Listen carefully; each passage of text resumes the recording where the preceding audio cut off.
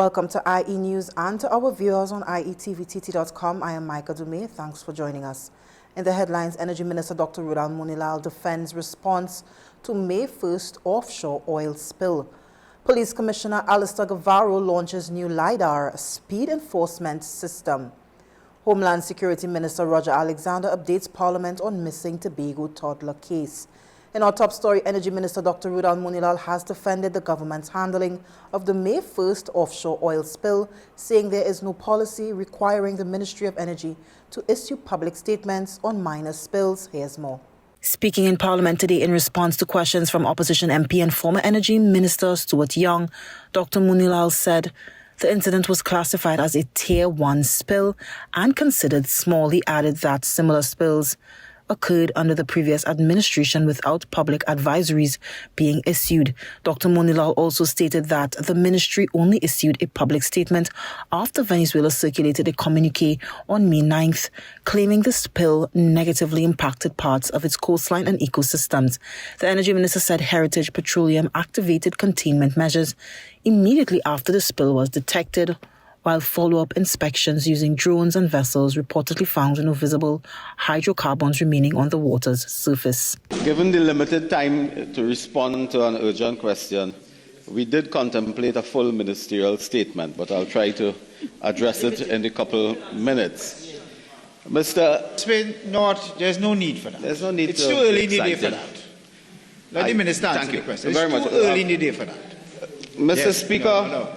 Mr. Speaker, this ill-advised, ill-conceived question from the member for Port of Spain North St. Anne's West is several fallacies. First, Mr. Speaker, the oil spill in question of May 1st is deemed and was deemed to be a small spill for Tier 1 small spill. But I like using small spill because I want to link it to something else just now. A small spill. And Mr. Speaker, there is no policy or protocol for the Ministry of Energy to issue a public advisory or a press release in dealing with small spills. There is no, and I want to tell the Minister, between the years 2019 to 2021, Mr. Speaker, there were 76 small spills, of which the Ministry of Energy never issued one press release. The Trinidad and Tobago Police Service is urging motorists to exercise greater caution on the nation's road as it rolls out new speed enforcement technology. At the launch of 20 light detection and ranging devices on Tuesday, Police Commissioner Alistair Guevara said the technology will significantly improve the detection of speeding and other traffic violations. He explained that officers will no longer need to rely solely on traditional speed guns as the new system provides greater accuracy and efficiency in monitoring road behavior. The Commissioner also noted that the devices will modernize enforcement, moving away from officers having to physically position themselves to catch speeding motorists and instead using technology to enhance road safety efforts nationwide. One of the days where you would see the police vehicle parked up in visible places, I saw some very humorous social media memes with police hiding in the bush and all of that to catch people speeding.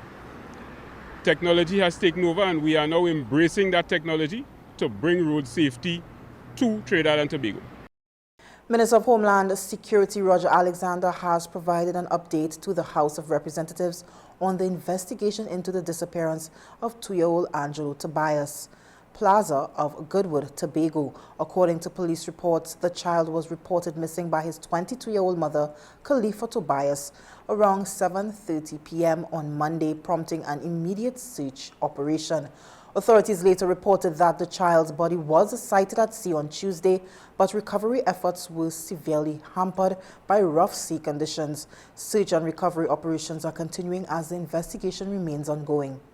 Mr. Speaker, this investigation is continuing. Immediate search for the child continues. There are a number of agencies involved in this operation, including the Tobago Investigative Arm, the Fire Service, the Trinidad and Tobago Emergency Management, the Coast Guard, along with the Trinidad and Tobago Child Protection Unit and the homicide. Mr. Speaker, as the investigation continues, we'll be able to update members of the public with the investigation. The child has not been found just yet. However, the investigation continues. We pause for a moment. More news when we come back.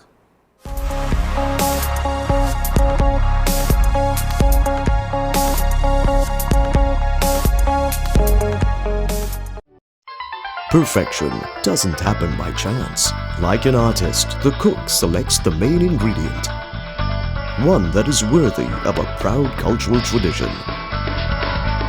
Trusted to enhance your creations with its richness and versatility.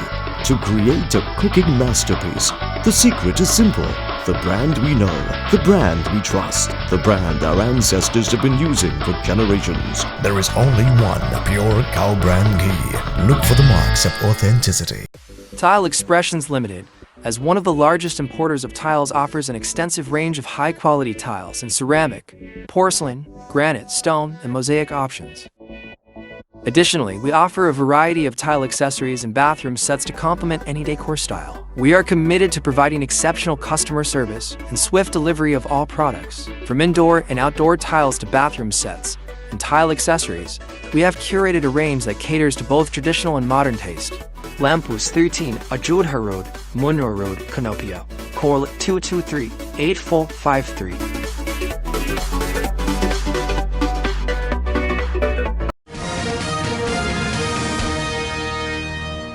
Welcome back. The Senate has voted to remove opposition Senator Janelle John Bates from the Joint Select Committee on National Security following controversy surrounding the editing of a witness statement linked to the Public Administration and Appropriations Committee. Senator John Bates had been accused of assisting former Health Minister Terence Dayal Singh in editing a statement intended for submission to the PAC while she was still serving on that committee.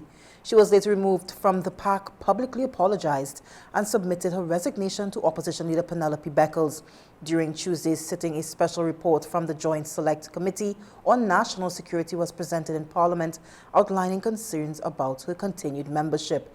Leader of Government Business in the Senate, Senator Daryl Alahar, argued that the matter had compromised confidence in Senator John Bates' ability to maintain confidentiality within the committee and had negatively affected its operations.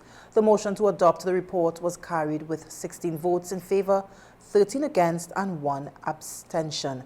Senator David Nackett also criticized senators who opposed the motion, saying Parliament had a responsibility to uphold honesty, integrity, and public trust.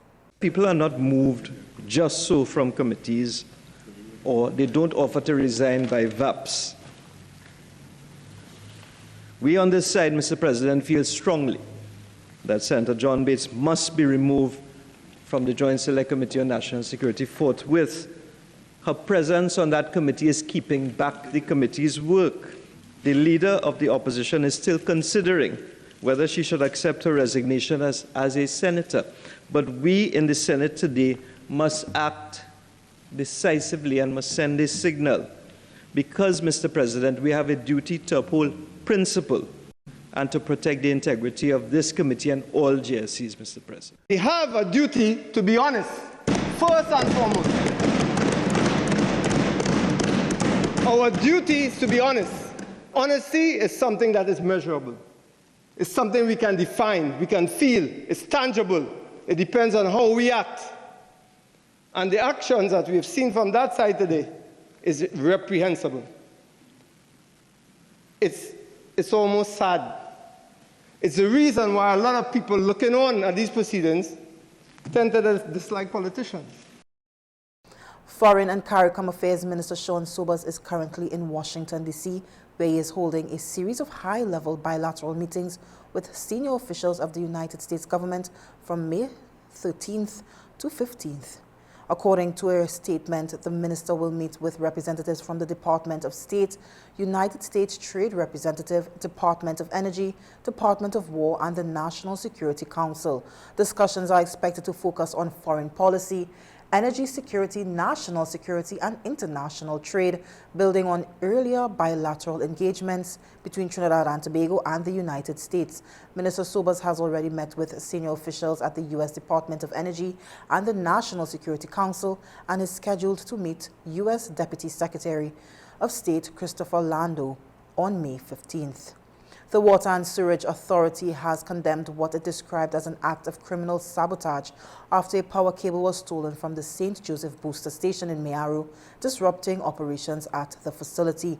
In a statement, WASA said the incident was discovered during routine checks around 12:30 a.m. on Tuesday, where staff found that a cable running from the Tiantec supply to the station's meter had been removed. The authority said the theft was immediately reported to the Trinidad and Tobago Police Service, which has launched an investigation. WASA described the incident as a direct attack on critical national infrastructure, warning that such acts disrupt water supply to surrounding communities and place additional strain on households and businesses. The utility also reminded the public that damage to public infrastructure is a criminal offense under national law and said it is working closely with police to strengthen security and ensure priority response to similar incidents. Finance Minister Devendranath Tanku says the government is developing a new fiscal policy framework to regulate cross-border gas entering Trinidad and Tobago, including how it will be taxed and how national revenue will be secured. Speaking in the lower house on Wednesday, the minister said a fiscal review committee is being established to examine the full gas value chain from production and transportation through to processing, distribution, and export. He explained that the committee will also look at key revenue mechanisms such as transport and processing tariffs, as well as the possibility of a cross-border access fee for hydrocarbons entering Trinidad and Tobago's energy system. Minister Tanku said the aim is to ensure the country properly benefits from its energy infrastructure and avoids gaps in revenue collection across the sector. Cross-border gas was on the way. The fight to protect the treasury remained unfinished. While the population was being given promises, the hard work of settling how Trinidad and Tobago would earn revenue had not been completed. Mr. Speaker, we are establishing a new fiscal review committee which will examine the full gas value chain. You're watching IE News. We'll return after these messages.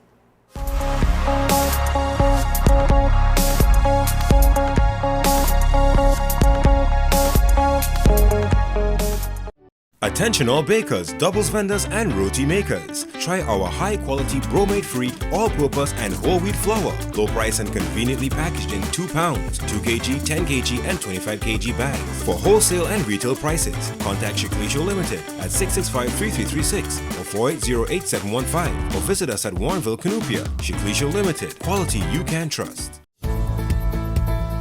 Are you renewing your motor, homeowner or business insurances shortly? Then call Kalyani Limited, agency for Tatil, for a competitive quote. With 2 locations, Todd Street, El Socorro and 5 Rivers, Aruca. Please call us at 221-5051 or 227-5051. Kalyani Limited, agency for Tatil, building relationships exceeding expectations.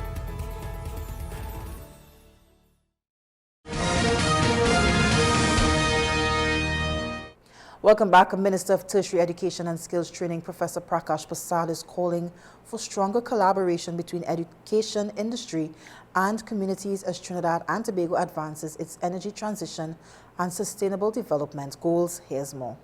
Speaking at the second installment of the Association of Professional Engineers of Trinidad and Tobago's technical conference at the Hyatt Regency on Tuesday, Minister Prasad stressed the need for education reform and greater integration of vocational and academic training pathways. He said government is working toward creating a technical stream that would allow students to progress from TVET programs into university-level education alongside the traditional academic route. The minister also called for universities, engineers, and industry leaders to work more closely together to solve national challenges, adding that collaboration between institutions such as UE, UTT, APET, and the Board of Engineering is essential for future development. The conference continues with discussions focused on infrastructure, resilience, climate adaptation, energy, and environmental sustainability. we're trying to set up a technical stream that people can go right up. You know, you go through the technical, you can attend university and arrive at university going through traditional academic track, or you can do the TVET track. Some of the most highly trained manpower are in universities. 70 to 80% of the cost of a university salaries. Are we making the most effective use of our brightest minds? This should solve the problems. We tend to say we work in silos, as the saying goes, but we have to collaborate. UWI and UTT must collaborate with APET and the Board of Engineering. Must work together. So you could have some friendly competition, but also collaboration. Let's now take a look at some international news.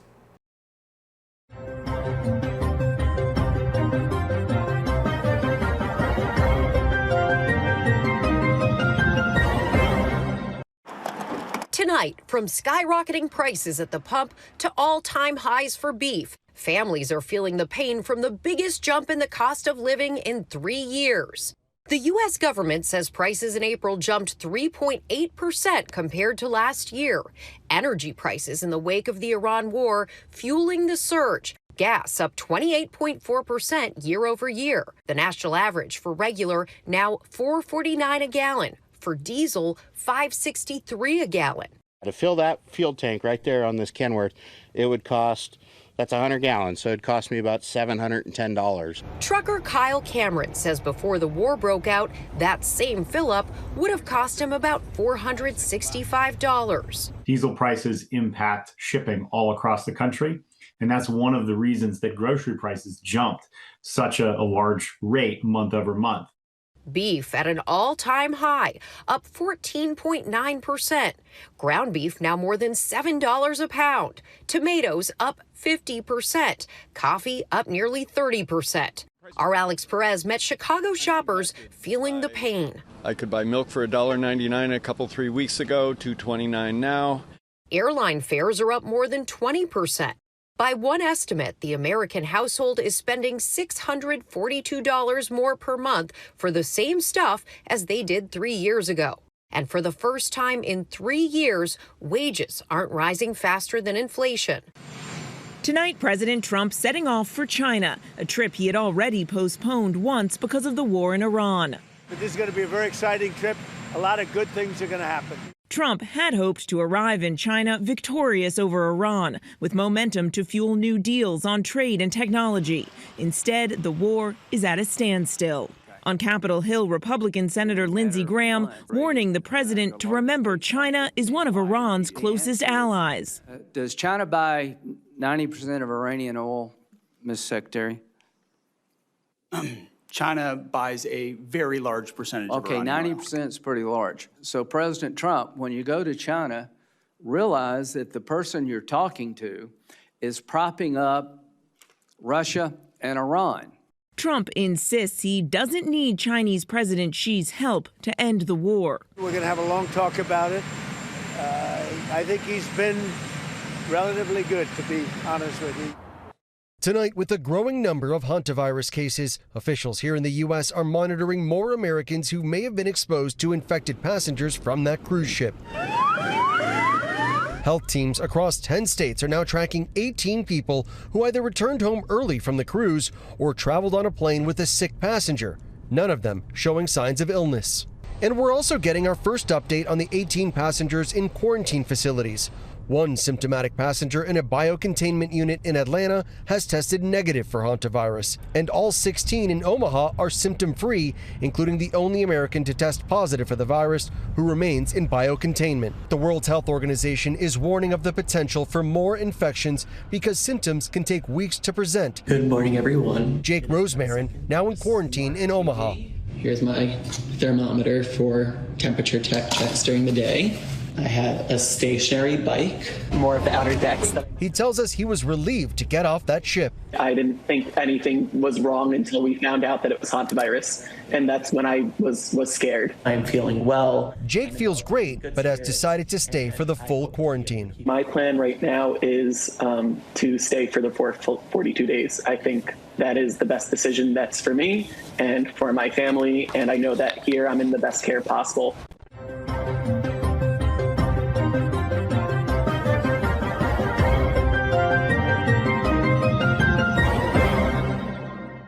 When we return, your weather update and more. Stay tuned.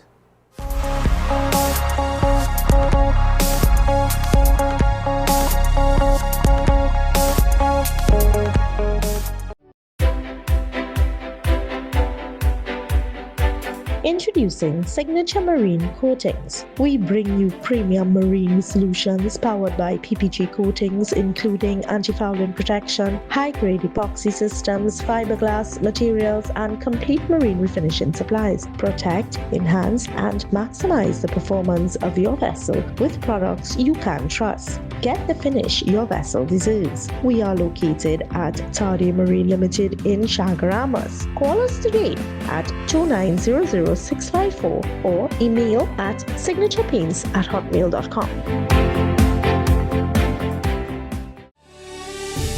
Let's do India and Nepal, a soulful journey across timeless destinations. Delhi, Kathmandu, Varanasi, Ayodhya, Haridwar, Rishikesh, Agra, and Jaipur. August 12th to 28th. Presented by Pandit Omarat. Call 681-3476 to book now. Not just a trip, it's a spiritual and cultural experience.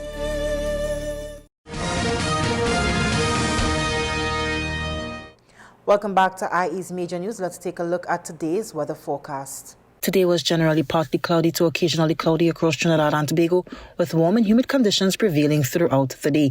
Periods of increased cloudiness developed during the afternoon, bringing isolated to scattered showers mainly across central and southern areas, while other districts remained mostly fair. Daytime temperatures reached around 32 to 33 degrees in Trinidad and near 31 in Tobago. Winds were light to moderate from the east at 15 to 20 kilometers per hour. Sea conditions were slight to moderate with waves between 1.0 and 1.5 meters in open waters and below 1 meter in sheltered areas. Sea levels remained within normal limits. Tonight is expected to be partly cloudy to mostly cloudy with a few brief passing showers, especially during the late evening and early morning hours. Conditions will remain warm and humid, with overnight temperatures settling around 24 to 25 degrees Celsius. Winds will remain light to moderate from the east, while seas will continue slight to moderate with waves near 1.0 to 1.5 meters. Sea levels are expected to remain normal, although slightly choppy conditions may develop in exposed waters. For Friday, expect partly cloudy to sunny intervals during the morning, with a chance of isolated showers in the afternoon as cloudiness increases across some districts. Temperatures are forecast to reach around 32 degrees in Trinidad and near 31 in Tobago, with humid conditions continuing. Winds will be east to east northeasterly at 15 to 20 kilometers per hour, and seas will remain slight to moderate with waves up to 1.5 to 2 meters in open waters and around 1 meter in sheltered areas, while sea levels remain within the normal range. Let's take a look at some crime news.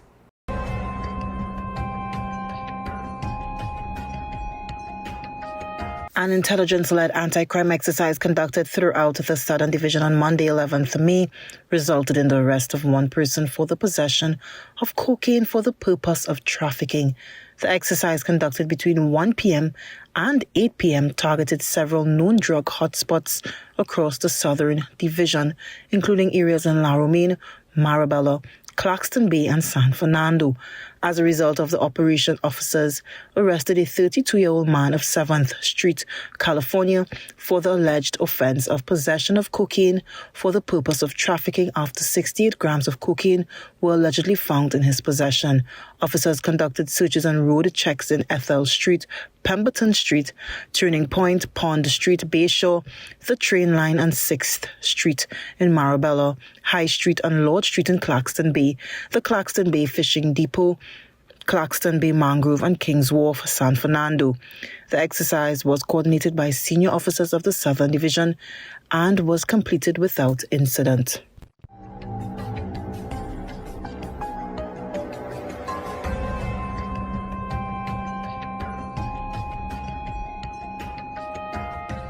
Recapping the headlines, Energy Minister Dr. Rudal Munilal defends response to May 1st offshore oil spill.